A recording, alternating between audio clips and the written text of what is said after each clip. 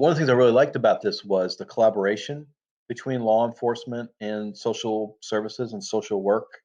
um, institutions. So this is a collaboration between the Philadelphia Police Department, Philadelphia Department of Behavioral Health and Intellectual Disability Services, uh, the Central City District, which is a kind of entrepreneurial business leader, a group of kind of business leaders in this kind of a nonprofit thing. Um, the Philly Rising Collaborative and Temple University. So really a, uh, a nice collaboration between law enforcement, um,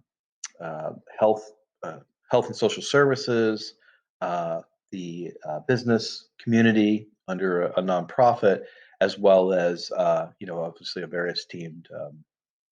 um, university in Temple. So they wanted to look at data to try to um, understand what was happening in terms of behavioral health vulnerability, using their terms, and police crisis intervention in the city of Philadelphia.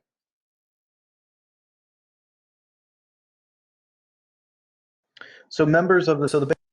article is about this project in which members of these different stakeholder groups, um, including the authors of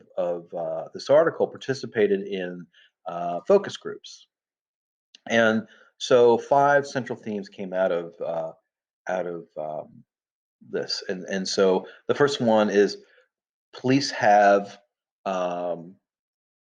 have more knowledge about the vulnerability of certain communities, and that knowledge is not necessarily tapped into by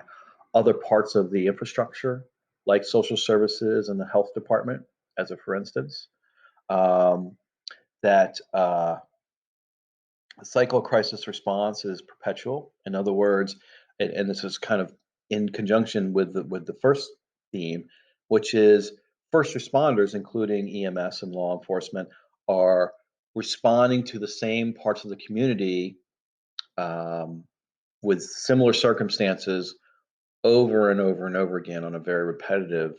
and regular basis. So these so-called hotspots where the most, and not even necessarily criminal justice intervention, but the most crisis first responder intervention is happening, they happen in the same place over and over again, and generally for the same reasons.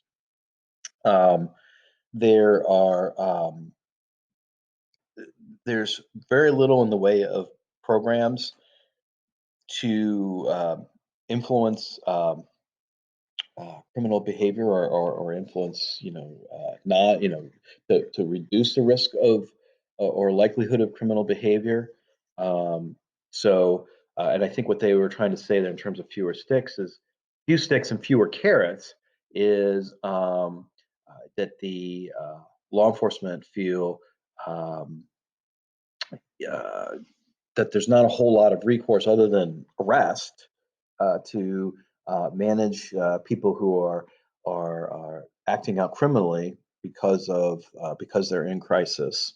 and that there's even fewer kind of positive interventions like getting them to treatment or getting them to kind of expeditiously to other social service interventions to help influence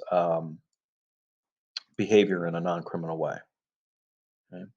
Procedural justice is critical to engagement, and recovery and system-wide information sharing is essential. So they do assert that this having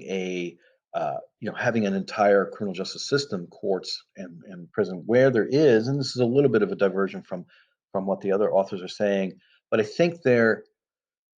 although not necessarily stated explicitly in the article, you have to go back and read it or go read it and draw your own conclusion, that they're kind of talking about behavioral health intervention, but I think that they're inferring that this broader kind of social determinants intervention, that if that is in place throughout the criminal justice system, that outcomes will be better and people will recover both from a health perspective and from kind of a social perspective. Okay, and the system-wide information sharing is essential, and I think that's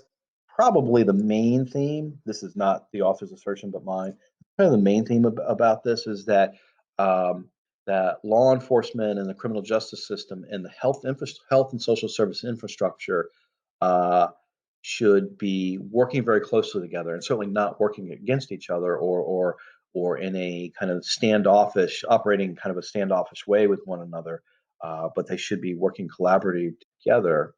I think the outcome, one of the assertions from these focus groups was that if there was more of that, um, that this would beget progress towards reducing um, the level of constant crisis intervention needed in these hotspots in Philadelphia.